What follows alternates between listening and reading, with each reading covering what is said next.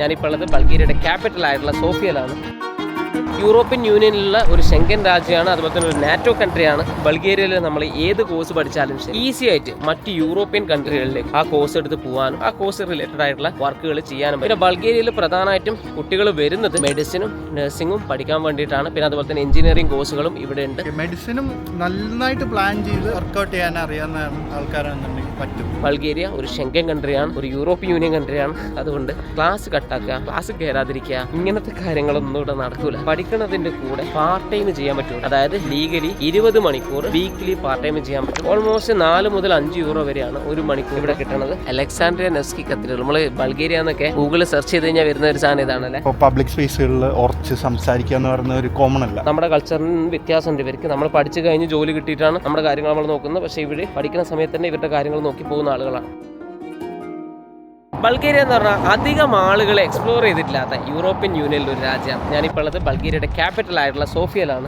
European യൂണിയനിലുള്ള ഒരു Schengen രാജ്യമാണ്, അതുപോലെ തന്നെ ഒരു നാറ്റോ കൺട്രിയാണ്. അപ്പോൾ ഇതിന്റെ ബെനിഫിറ്റ് എന്താണെന്ന് വെച്ച് കഴിഞ്ഞാൽ ബൾഗേറിയയിൽ നമ്മൾ ഏത് കോഴ്സ് പഠിച്ചാലും ശരി ഈസി ആയിട്ട് മറ്റ് യൂറോപ്യൻ കൺട്രികളിലേക്ക് ആ കോഴ്സ് എടുത്ത് പോകാനും ആ കോഴ്സ് റിലേറ്റഡ് ആയിട്ടുള്ള വർക്കുകൾ ചെയ്യാനും പറ്റും. പിന്നെ ബൾഗേറിയയിൽ പ്രധാനമായിട്ടും കുട്ടികൾ വരുന്നത് മെഡിസിനും നഴ്സിംഗും പഠിക്കാൻ വേണ്ടിയിട്ടാണ്. പിന്നെ അതുപോലെ തന്നെ എഞ്ചിനീയറിംഗ് കോഴ്സുകളും ഇവിടെ ഉണ്ട്. മെഡിസിൻ്റെ കാര്യം പറയുകയാണെങ്കിൽ മെഡിസിൻ ഓൾറെഡി കഴിഞ്ഞ കുറേ വർഷമായിട്ട് ഒരുപാട് മലയാളികൾ ഇവിടെ പഠിക്കാൻ വരുന്നുണ്ട്. ബൾഗേറിയയിൽ നമ്മൾ ഏത് കോഴ്സ് പഠിച്ചാലും ശരി, മെഡിസിൻ ആണെങ്കിലും ശരി, നഴ്സിംഗ് ആണെങ്കിലും ശരി, അതർ കോഴ്സുകളാണെങ്കിലും ശരി, എന്ത് പഠിച്ചു കഴിഞ്ഞാലും നമുക്ക് 9 മാസത്തേക്കുള്ള സ്റ്റേ ബാക്ക്, അതായത് എഞ്ചിനീയറിംഗ് ആണെങ്കിലും എന്ത് കോഴ്സ് ആണെങ്കിലും 9 മാസം നമുക്ക് പഠിച്ചു കഴിഞ്ഞാൽ ഇവിടെ നമുക്ക് ജോബ് നോക്കാൻ വേണ്ടിയിട്ട് നിൽക്കാൻ പറ്റും എന്നുള്ള ഒരു സ്റ്റേ ബാക്ക് നമുക്ക് ഇവിടെ കിട്ടും. പിന്നെ ബൾഗേറിയയിൽ ബൾഗേറിയയിൽ വർക്ക് ചെയ്യുക എന്ന് പറയുന്ന സമയത്ത് അതിൻ്റെ മെയിൻ ആയിട്ടുള്ള ക്രൈറ്റീരിയ ഒന്നേ ഒരു കാര്യമാണ്, ബൾഗേറിയൻ ലാംഗ്വേജ് പ്രോപ്പറായിട്ട് യൂസ് ചെയ്യാൻ പറ്റുന്ന ആൾക്കാർക്ക് ഇവിടെ ഒരുപാട് ഓപ്പർച്യൂണിറ്റി ഉണ്ട്. മറ്റൊരു പ്രധാനപ്പെട്ട കാര്യം എന്താണെന്ന് വെച്ച് കഴിഞ്ഞാൽ ഇവിടെ ഇപ്പം മെഡിസിൻ പഠിക്കുന്ന കുട്ടികൾക്ക് ഒരിക്കലും പാർട്ട് ടൈം ചെയ്യാന്ന് പറഞ്ഞു കഴിഞ്ഞാൽ സമയം കിട്ടിയെന്ന് വരില്ല. അതേ സമയത്ത് നഴ്സിംഗ് അല്ലെങ്കിൽ എഞ്ചിനീയറിംഗ് അല്ലെങ്കിൽ ഡിഗ്രി കോഴ്സുകൾ പഠിക്കുന്ന കുട്ടികളാണ്, അവർക്ക് പഠിക്കുന്നതിൻ്റെ കൂടെ പാർട്ട് ടൈം ചെയ്യാൻ പറ്റും. അതായത് ലീഗലി 20 മണിക്കൂർ വീക്ക്ലി പാർട്ട് ടൈം ചെയ്യാൻ പറ്റും. ഓൾമോസ്റ്റ് 4 മുതൽ 5 യൂറോ വരെയാണ് ഒരു മണിക്കൂറിന് ഇവിടെ കിട്ടുന്നത്. അതേ സമയത്ത് നമ്മൾ ഈ ഗെയിമിംഗ് സെൻറ്റേഴ്സ് അതേപോലെ തന്നെ കോൾ സെൻറ്റേഴ്സ് പോലുള്ള സ്ഥലത്ത് വർക്ക് ചെയ്യുകയാണെങ്കിൽ അവിടെ അവരുടെ ക്രൈറ്റീരിയ ആകെ ഇംഗ്ലീഷ് ലാംഗ്വേജ് പ്രോപ്പറായിട്ട് അറിഞ്ഞിരിക്കുക എന്നുള്ളതാണ്.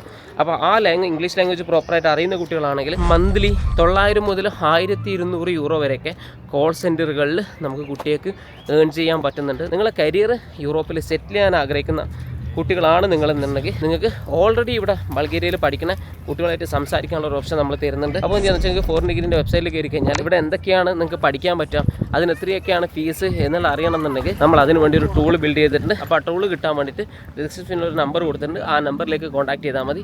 അതുപോലെ തന്നെ നിങ്ങൾക്ക് എന്തെങ്കിലും ഡൗട്ടുകൾ നമ്മൾ ഈ പറഞ്ഞ വീഡിയോയിൽ ഉണ്ടെന്നുണ്ടെങ്കിൽ ഡിസ്ക്രിപ്ഷനിൽ നമ്പർ കൊടുക്കുന്നുണ്ട്, അതിൽ വിളിക്കാം. അതുപോലെ തന്നെ കമൻറ്റ് ബോക്സിൽ കമൻറ്റ് ചെയ്താൽ നമ്മുടെ കമൻറ്റിന് റിപ്ലൈ ചെയ്യാം. ഇവിടുത്തെ പ്രത്യേകത എന്താണെന്ന് വെച്ച് കഴിഞ്ഞാൽ ഇവിടുത്തെ കുട്ടികളും ഇന്ത്യൻ സ്റ്റുഡൻസിനൊക്കെ ഒരേ സിലബസ് തന്നെയാണ്. അതുകൊണ്ട് തന്നെ എന്ത് ചെയ്യുന്നത് വെച്ച് കഴിഞ്ഞാൽ ഇവർ പഠിക്കുന്നതിൻ്റെ കൂടെ തന്നെ പാർട്ട് ടൈം ചെയ്ത് പോകുന്ന കുട്ടികളാണ്. അങ്ങനെ പാർട്ട് ടൈം ചെയ്യാനുള്ളത് കൊണ്ട് തന്നെ ഇവരുടെ സ്കെഡ്യൂളുകൾ ക്ലാസ്സുകൾ അതിനനുസരിച്ചാണ്. അതായത് മെഡിസിൻ ചിലപ്പോൾ രാവിലെ മുതൽ ഉച്ച വരെ ക്ലാസ് ഉണ്ടാവുക, ഉച്ച മുതൽ വൈകുന്നേരം വരെ അടുത്ത സെഷൻ ഉണ്ടെങ്കിൽ വൈകുന്നേരം അവർക്ക് പാർട്ട് ടൈമിന് പോകാൻ പറ്റും. ഇപ്പോൾ നേഴ്സിങ്ങിൻ്റെ കാര്യം നോക്കുകയാണെങ്കിൽ നേഴ്സിംഗ് ഒരിക്കലും നമ്മുടെ നാട്ടിലെ പോലെ രാവിലെ 9 മണി മുതൽ വൈകുന്നേരം 4 മണി വരെ ക്ലാസ് ഉണ്ടാവുക എന്ന രീതിയിലുള്ള സ്കെഡ്യൂളല്ല.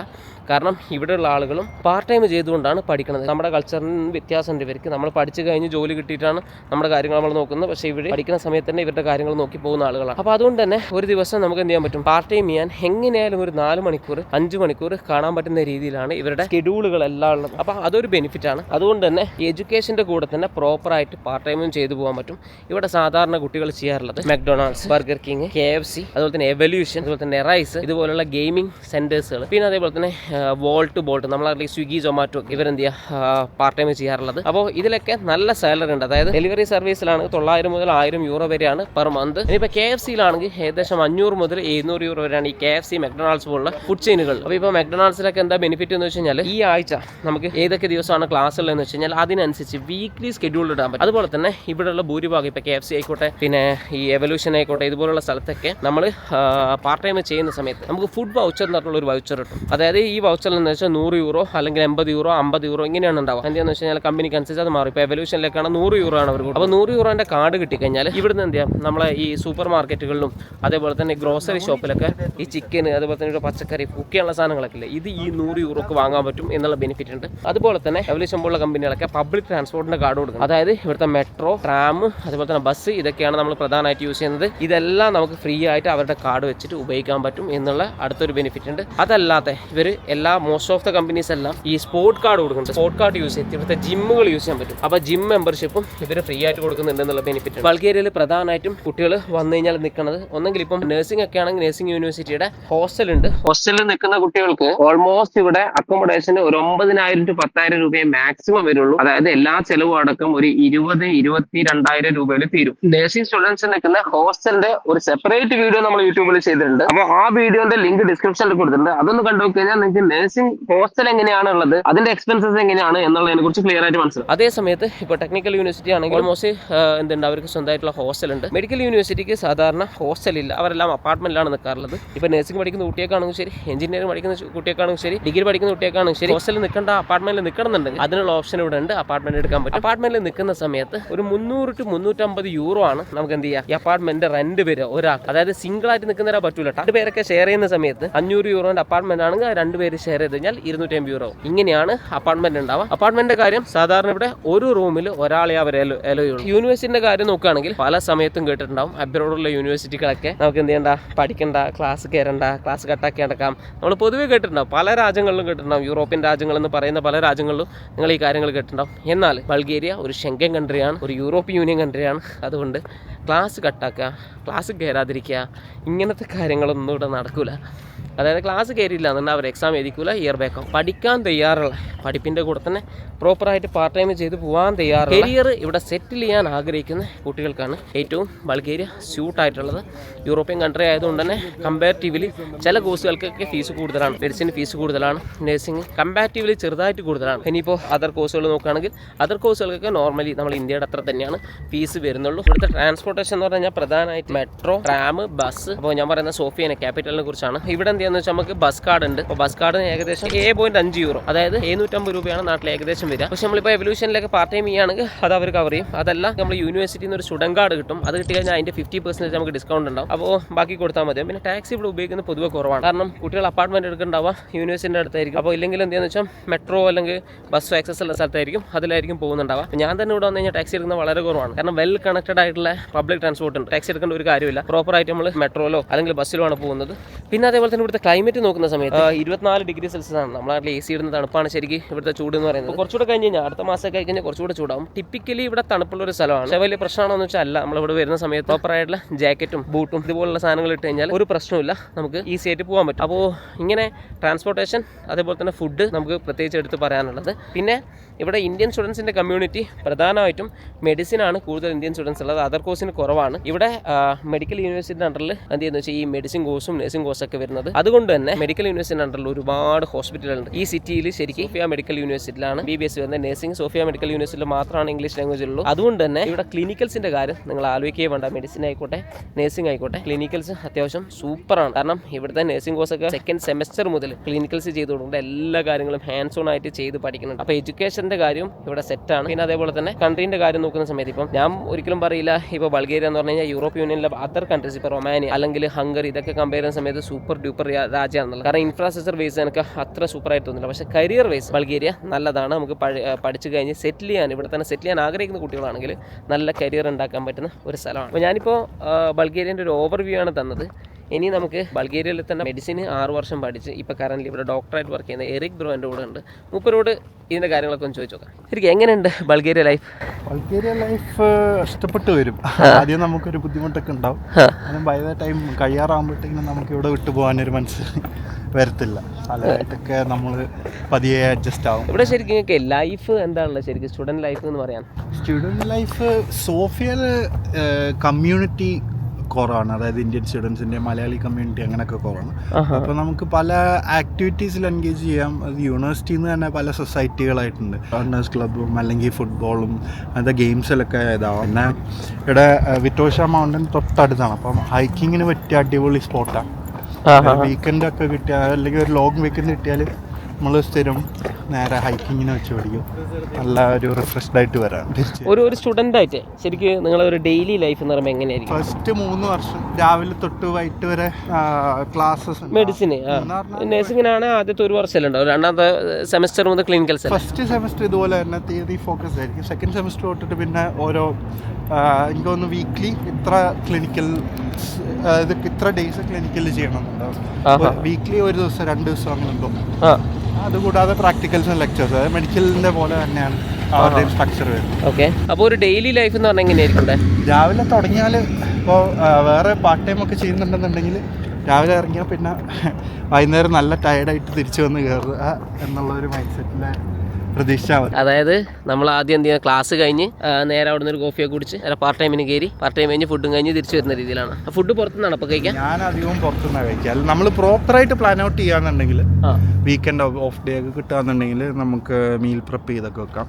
പക്ഷേ ഞാൻ അങ്ങനെ ചെയ്യാറില്ല. അതുകൊണ്ട് തന്നെ അധികം രാവിലെ ഒരു കോഫിയും പിന്നെ ഇവിടുത്തെ ബാനിച്ച അടിച്ചിട്ട് ഇറങ്ങും. പിന്നെ വൈകുന്നേരം വരുമ്പോഴത്തേക്കിനും എന്തെങ്കിലും ലൈറ്റായിട്ട് കഴിക്കലാണ്.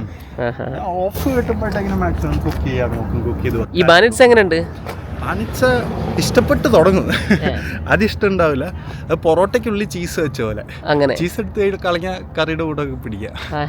മൊത്തം എങ്ങനെയുണ്ട് ഈ ബൾഗേറിയൻസിന്റെ ബിഹേവിയർ? കുട്ടികൾ നമ്മളിവിടെ സേഫ് ആണ് ശരിക്കും? എൻ്റെ ഒരു പേഴ്സണൽ അഭിപ്രായത്തിൽ സേഫാണ്. ഇതുവരെ അങ്ങനെ ഒന്നും തന്നെ ഫേസ് ചെയ്യേണ്ടി വന്നിട്ടില്ല മോശമായിട്ടുള്ളത്. പിന്നെ ഇവിടുത്തെ ആൾക്കാർ പൊതുവെ അവരുടെ സ്ഥായി ഭാവം എന്ന് പറഞ്ഞാൽ കുറച്ച് റൂഡായിട്ടുള്ളതാണ്. അത് നമ്മളോടൊന്നല്ല, അവർ തമ്മിൽ സംസാരിക്കുമ്പോഴെല്ലാം ഇങ്ങനെ ഒച്ചയ്ക്ക് ഒരു ദേഷ്യപ്പെട്ട് സംസാരിക്കുന്ന പോലെയാണ് നമുക്ക് തോന്നാറ്. അത് അവരുടെ നേച്ചറാണ്. അല്ലാതെ നമുക്ക് അങ്ങനെ ബുദ്ധിമുട്ടോ നമ്മളെ ഇൻറ്റൻഷനലി ഉപദ്രവിക്കുകയോ അങ്ങനെയൊന്നുമില്ല. പിന്നെ നമ്മളും കൂടെ മാക്സിമം കെയർ ചെയ്യുക. ഇവിടെ ഇപ്പോൾ പബ്ലിക് സ്പേസുകളിൽ ഉറച്ച് സംസാരിക്കുക എന്ന് പറയുന്ന ഒരു കോമൺ അല്ല.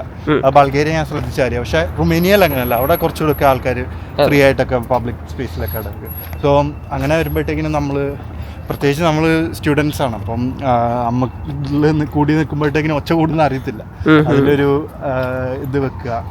പിന്നെ നമ്മളായിട്ട് മറ്റു ബുദ്ധിമുട്ടുകൾ ഉണ്ടാക്കാതെ മാക്സിമം നോക്കുക വെച്ചാൽ സുഖമായിരിക്കും ഇവിടുത്തെ ലൈഫ് സ്മൂത്തായിട്ട്. ഇപ്പം നമുക്ക് ഇപ്പം മെഡിസിനെ സംബന്ധിച്ചിടത്തോളം മെഡിസിൻ പഠിക്കുന്ന കുട്ടികൾക്ക് പാർട്ട് ടൈം ചെയ്യാൻ പറ്റുന്ന ഒരു, പക്ഷേ നേഴ്സിങ്ങിൻ്റെ എങ്ങനെയാണ്? നേഴ്സിങ്ങിന് അവർക്ക് കുറച്ചുകൂടെ ഫ്രീ ടൈം ഉണ്ടാവും. ഇപ്പോൾ യൂണിവേഴ്സിറ്റി കഴിഞ്ഞാലും അവർക്ക് മെഡിസിൻ്റെ അത്രയും പഠിക്കേണ്ടി വരില്ലായിരിക്കുമല്ലോ. എന്ന് പറഞ്ഞാൽ തിയറി അത്ര ഇൻറ്റൻസ് അല്ലല്ലോ. സോ അതുകൊണ്ട് തന്നെ ശരിക്കും പ്ലാൻ ഔട്ട് ചെയ്യാന്നുണ്ടെങ്കിൽ ജോലിയും ഇതും കൂടെ ഒരുമിച്ച് കൊണ്ടുപോകാൻ പറ്റും.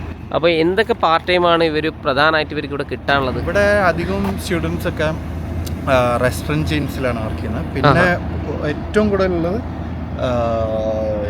കോൾ സെൻറ്റർ ജോബ്സും അതുപോലെ തന്നെ ഈ ഓൺലൈൻ കസിനോ ജോബ്സാണ്. അപ്പോൾ കോൾ സെൻറ്ററും ഓൺലൈൻ കസിനോ എന്ന് പറയുമ്പോഴത്തേക്കിനും നല്ല പേ ആണ്, കാര്യങ്ങളെല്ലാം സെറ്റാണ്. അപ്പം അവിടുത്തെ അവേഴ്സ് കൂടുതലായിരിക്കും. പിന്നെ നമുക്ക് ഇംഗ്ലീഷ് നല്ല രീതിക്ക് കൈകാര്യം ചെയ്യാൻ അറിയണം.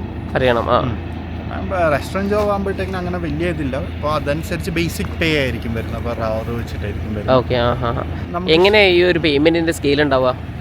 അത് അവേഴ്സ് അനുസരിച്ചാണ് എല്ലായിടത്തും തന്നെ വരുന്നത്. പക്ഷേ കോൾ സെൻറ്ററിലും അങ്ങനത്തെ ജോബ്സിനൊക്കെ മന്ത്ലി വെച്ചിട്ട് അവിടെ അത്യാവശ്യം കൂടുതലുണ്ടാവും. ഒരു €1000 പ്ലസ് ഒക്കെ കിട്ടുന്ന. ഇംഗ്ലീഷ് അറിയണമല്ലേ നന്നായിട്ട്? അവിടെ നന്നായിട്ട് ഇംഗ്ലീഷ് കൈകാര്യം ചെയ്യാൻ അറിയണം. അതെ. അപ്പോൾ നേഴ്സിങ്ങിൻ്റെ കുട്ടിക്ക് മാത്രമാണ് ഉണ്ടായത്. മെഡിസിൻ കുട്ടിക്ക് പിന്നെ ഒന്നിനും സമയം ഉണ്ടാവില്ല. അതെ. പിന്നെ എഞ്ചിനീയറിംഗ് ഒക്കെ ആണെങ്കിലും പ്രശ്നമൊന്നുമില്ല. എഞ്ചിനീയറിംഗും അത്യാവശ്യം ചെയ്യും. മെഡിസിനും നന്നായിട്ട് പ്ലാൻ ചെയ്ത് വർക്കൗട്ട് ചെയ്യാൻ അറിയാവുന്ന ആൾക്കാരാണെന്നുണ്ടെങ്കിൽ പറ്റും, പ്രശ്നമൊന്നുമില്ല. പറ്റൂലെന്ന് പറയത്തില്ല. കാരണം എൻ്റെ ഫ്രണ്ട്സൊക്കെ ചെയ്യുന്നവരുണ്ട്, മെഡിസിൻ പഠിക്കുന്നവർ. അപ്പം ഫസ്റ്റ് ഇയർ തൊട്ടേ ഒന്നും പറ്റത്തില്ല. കാരണം ഫസ്റ്റ് 3 years എന്തായാലും അത്യാവശ്യം പാടായിരിക്കും. ഒരു 4th year തൊട്ടിട്ട് നമുക്ക് അഡ്ജസ്റ്റ് ചെയ്ത് പോകാൻ പറ്റും. അതെ. അപ്പോൾ എങ്ങനെയുണ്ട് ബൾഗേറിയ സിറ്റി? അത്ര ലൈവ്ലി ആണോ എന്ന് ചോദിച്ചാൽ അല്ല. കമ്പയർ ടു മറ്റ് യൂറോപ്യൻ സിറ്റീസ് കമ്പയർ ചെയ്യുമ്പോഴത്തേക്കും അല്ല. ഒരു 7 മണിയാകുമ്പോഴത്തേക്കും എല്ലാവരും പോയി കിടക്കും. പക്ഷേ എനിക്കിഷ്ടമാണ്. അത്യാവശ്യം കാമാണ്, കുറച്ചൊക്കെ ഭംഗിയുണ്ട്, കാണാനുണ്ട്. പിന്നെ എൻ്റെ ഫേവറേറ്റ് ഫാക്ടർ എന്ന് പറയുന്നത് മൗണ്ടൻ്റെ അടുത്താണ്. അപ്പോൾ എനിക്ക് മൗണ്ടൻ ഇഷ്ടമുള്ള ഒരാളാണ്. അപ്പോൾ എപ്പോഴും ആ ഒരു സൈഡിലോട്ട് പോകാൻ നോക്കും. അതെ. നിങ്ങൾക്ക് സോഫിയയിലുള്ള കാര്യങ്ങൾ അറിയാൻ വേണ്ടിയിട്ട് എറിക് ബ്രോനെ കോൺടാക്ട് ചെയ്യാം. അതിന് വേണ്ടിയിട്ടുള്ള ലിങ്ക് ഞാൻ താഴെ കൊടുക്കുന്നുണ്ട്.